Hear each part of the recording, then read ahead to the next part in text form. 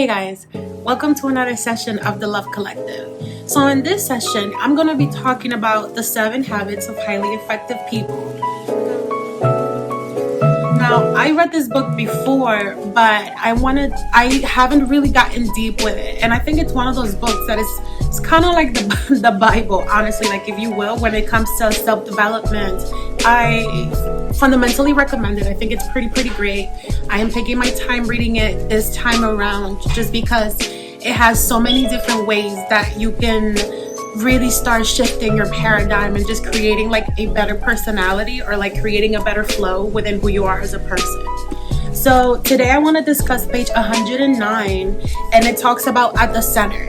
And so this page breaks down your personality or breaks down your essence into 4 different parts. And I'll show you guys what it looks like. This is basically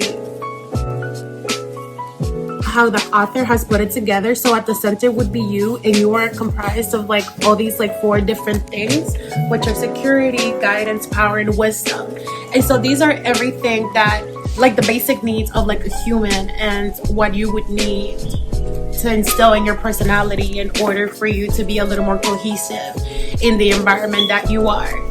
And the reason why I say that is because, and I'm sure like you guys have experienced that, is that when you don't really know who you are as a person, or you don't really understand what's happening in your environment, you can become a little more susceptible to react, right, in your environment. And I think that can take a lot of power away from you as a person. I know that I myself, like I have done it in the past, and it doesn't feel powerful at all.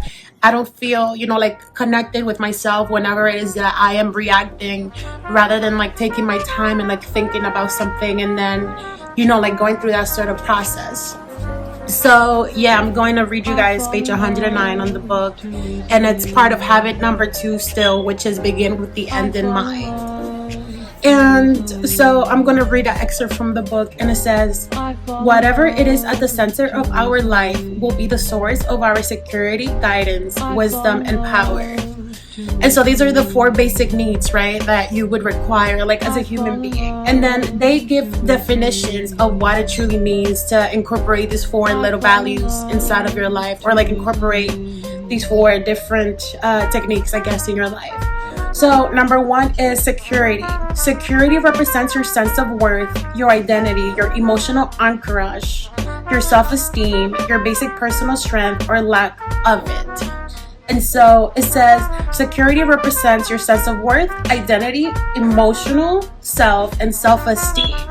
And so your security really is in tune with who you are as a person, is very in tune with your heart, right? It's kind of like security, it's very connected to your heart and like your feelings and your emotions, and how you're truly digesting the things that you are receiving from someone else. So that's the way that you should see security, right? Because it represents your sense of worth. So number 2 is guidance. And guidance means your source of direction in life, encompassed by your map, your internal frame of reference that interprets for you what is happening out there.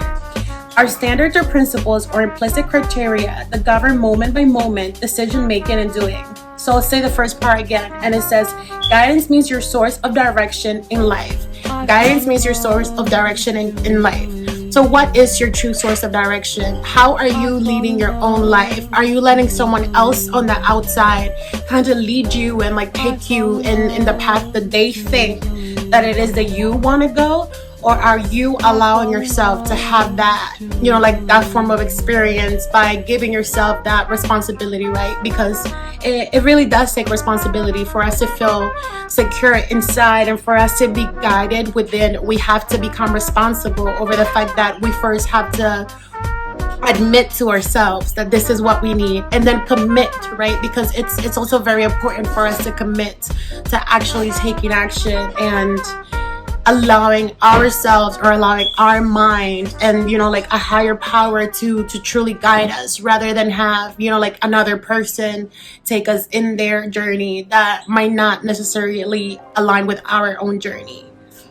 And so number 3 is wisdom. And wisdom is your perspective on life, a sense of balance, your understanding of how the various parts and principles apply and relate to each other. It embraces judgment, discernment, comprehension. It is the gestalt or oneness in an integrated wholeness. Now, I want to say, excuse me, you guys, like if I don't pronounce some of these words correctly. English is my second language, and like sometimes, I don't necessarily know how to say a certain word just because I haven't heard it before, and so I always try to go, like based on the best of my knowledge, obviously. But excuse me, like if I didn't pronounce any of these words right, and like correct me, like somebody let me know. But yeah, going back to wisdom is your perspective on life, and it's so curious because I've never really thought of wisdom as like my own individual perspective and like how I like digest the experiences that I have gone through and then explain them to others, and then I like the way that I even receive it myself.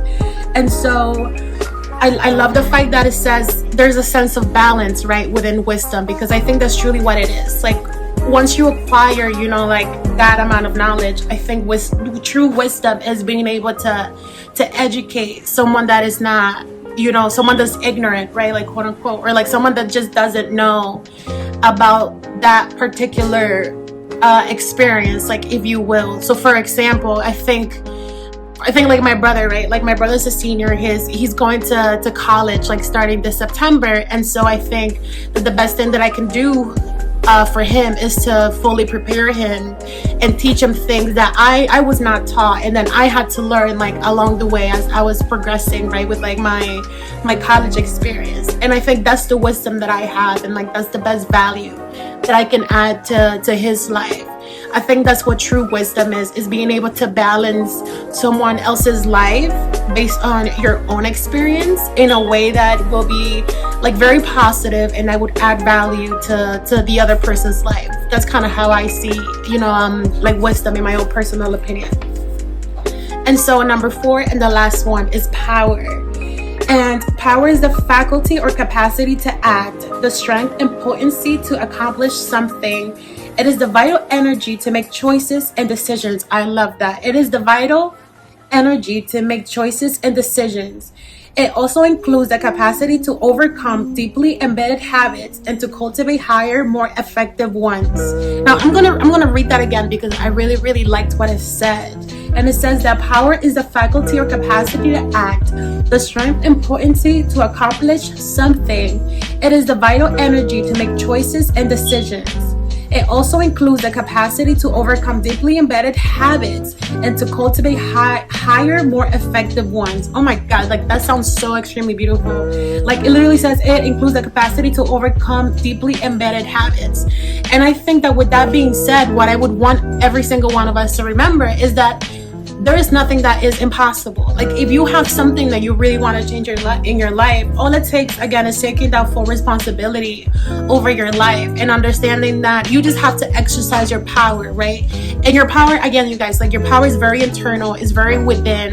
It's not, like it's not a secret, it's not magic. There's no magic pill that can change you. There's no magic pill that can bring you to the level of success that you want. It's something that we literally have to continuously keep on working and keep on improving ourselves, and then becoming aware, obviously, because it does take an awareness and it does take a willingness and a commitment to wanting to change that habit. But I want to say that the best thing that I can take away from like these 4, security, wisdom, guidance, and power, is the fact that they're all interconnected. They're not codependent, they're interdependent of each other. And once you're able to do that sort of interconnection, you become whole. You become a little more balanced and a little more at peace with who you are as a person and just your soul. You feel the difference, and you attract different energy as well. And I say that because I've done it, right? And like I experienced it, and that's I am proof. Like I am the proof of that. And I would want to encourage every single one of you to embark on this journey, especially right now, because of what we are or where we are right now, right? Like in our history and time. So instead of keeping on focusing on like the outside and what's happening out there, like focus within and like really think, okay, how can I make me better and like change the world the best way that I possibly can. And it starts with that. It starts within. So I want to thank you guys so much for watching. Please come back. Please share this video. I think every single one of us should know about these rules or like these principles, because they're very fundamental as to who we are as people. And yeah, let's change the world one person at a time, you guys. So thank you guys so much for watching. Keep yourself safe, please. Don't forget to wear your mask, wear your gloves. Keep a 6 feet social distance space from one another. And yeah, let's spread more love, let's spread health, and let's spread authentic power, because together we can literally change the world. And I don't want any more people to pass away. So yeah, you guys, like, stay safe, stay humble, and stay beautiful. Please don't forget to share, like, and subscribe. I'll see you guys on another session of the Love Collective. Ciao.